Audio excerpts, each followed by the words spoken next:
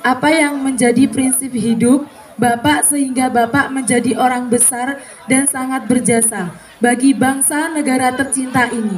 Terima kasih. Oke, baik. Prinsip hidup. Ya, baik. Mau dijawab terlebih dulu atau ditampung saja? Lanjut saja, baik. Ya. Selanjutnya.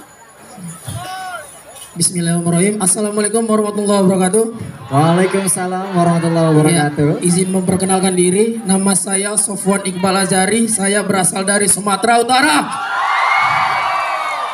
Izin Bapak, pertanyaan saya sebenarnya simpel dan singkat. Dan untuk anak-anak sekolah juga biasa ditanyakan. Sebagai seorang siswa ataupun mahasiswa, tentu harus melekat jiwa Pancasila yang ada di dalam diri kita masing-masing. Yang saya ingin tanyakan, apa arti Pancasila bagi seorang Bapak Muldoko dan juga bagaimana pengamalan Pancasila bagi adik-adik peserta pramuka yang ada di Raimuna Nasional 2023 ini? Sekian dari saya. Wallahu muwaffiq ila aqwamit thoriq. Assalamualaikum warahmatullahi wabarakatuh. Sobat. Boleh silakan. Ya, Bismillahirrahmanirrahim. Assalamualaikum warahmatullahi wabarakatuh. Waalaikumsalam warahmatullahi. Jadi perkenalkan, nama saya adalah Bahrul Rozak dari kontingen daerah Sulawesi Selatan, Koncaplu. Ya, jadi pertanyaan saya Kak Muldoko, bahwa bangsa Indonesia ini memiliki visi yaitu Indonesia emas pada 2045. Nah, pastinya dalam mewujudkan visi atau cita-cita bangsa kita ini, kaum muda remaja zaman sekarang pastinya harus ikut andil dalam mengawal bagaimana Indonesia bisa mencapai Indonesia yang emas pada 2045. Namun kenyataannya banyak remaja zaman sekarang itu yang kurang sadar akan tanggung jawabnya. Mereka lebih sibuk dengan urusan mereka pribadi, terutama masalah percintaan, scroll TikTok, yang itu bahkan melupakan tanggung jawabnya kepada negara dan bangsanya.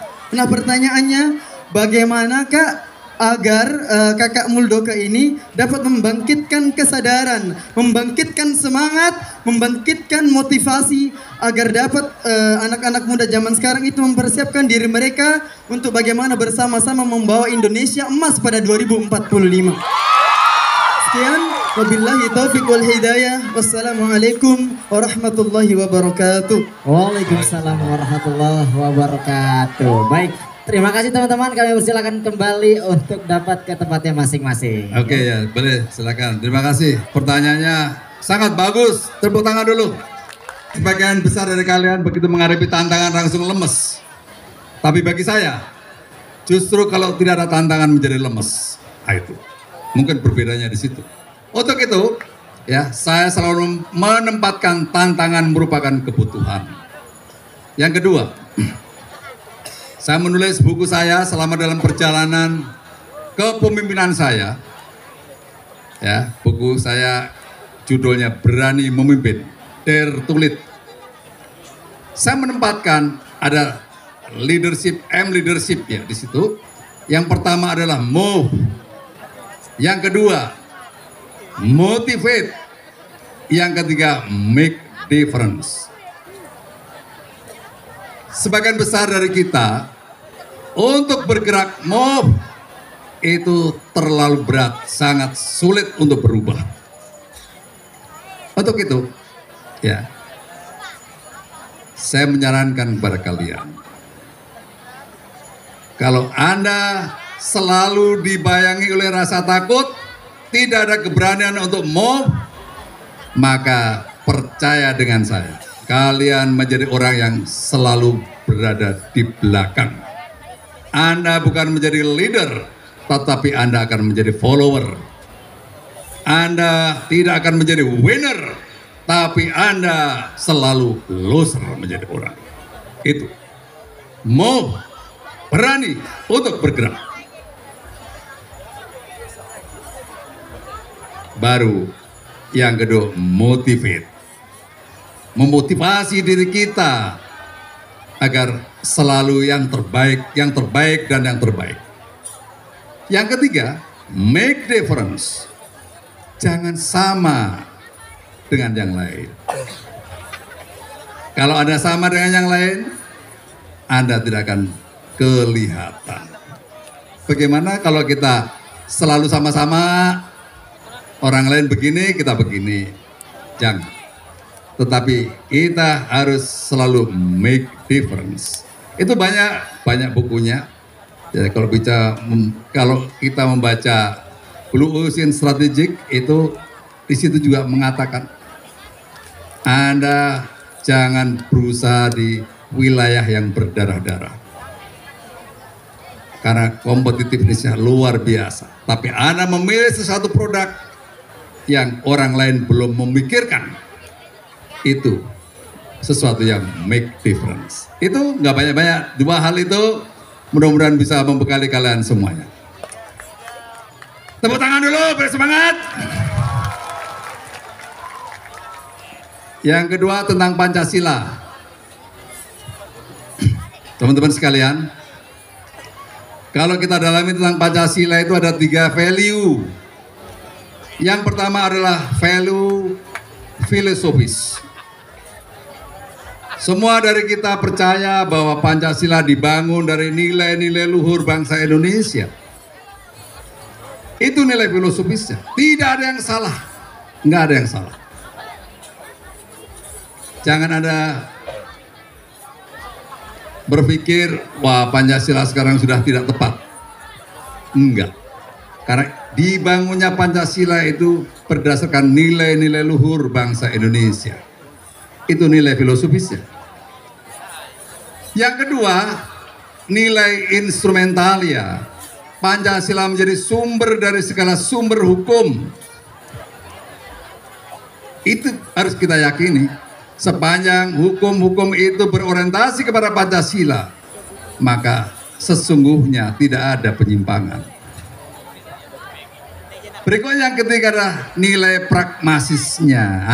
Di sini nilai pragmatisnya sudah mulai ada diferensiasi, ada deviasi. Karena seorang pejabat melakukan korupsi, itu sudah deviasi. Itu yang dilihat oleh masyarakat. Nilai pragmatis, bagaimana berperilaku keseharian itu yang tidak mencerminkan sila-sila itu, maka kita menjadi bertanya, ini sebenarnya yang benar yang mana? Jadi jangan mempertanyakan Pancasila sebagai sumber dari segala sumber hukum dan nilai filosofisnya. Tetapi kalau terjadi penyimpangan, itu adalah oknumnya. Jangan Anda terpengaruh oleh doktrinnya. Itu, saya ingin menekankan itu.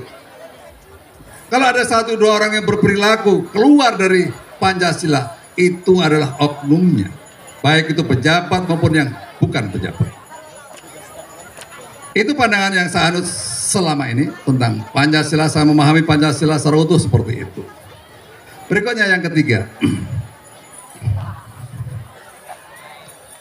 bagaimana kita menuju Indonesia Emas, membangkitkan semangat teman-teman kita. Teman-teman sekalian, Anda yang duduk di depan saya, orang-orang pilihan, calon-calon pemimpin masa depan. Percaya enggak?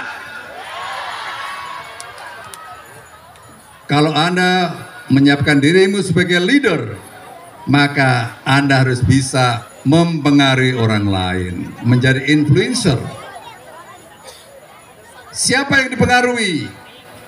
Lingkungan Anda dalam rumah, lingkungan Anda di desa, lingkungan Anda di sekolahan, lingkungan Anda di tempat pekerjaan. Disitulah Anda harus mulai berlatih bagaimana mempengaruhi orang lain. Agar mari kita sama-sama menyiapkan menyongsong Indonesia Emas pada 2045. Negara tidak bisa dibangun oleh pemerintah sendirian. Negara harus dibangun bersama-sama dengan segenap komponen masyarakat. Termasuk di dalamnya kalian semua harus terlibat aktif. Bagaimana ikut berkontribusi atas pembangunan Indonesia ke depan. Jadi pertanyaanmu tadi, sesungguhnya bagian dari membangkitkan kalian semuanya berkontribusi untuk bersama-sama membangun Indonesia menuju 2045. Itu teman-teman sekalian, apa ada lagi? Wes, cukup. Baik, cukup Kak. Ya. Terima kasih. Ya wes, cukup ya. Baik, terima kasih. Saya kira demikian yang bisa saya sampaikan. Saya yakin sepenuhnya, ya.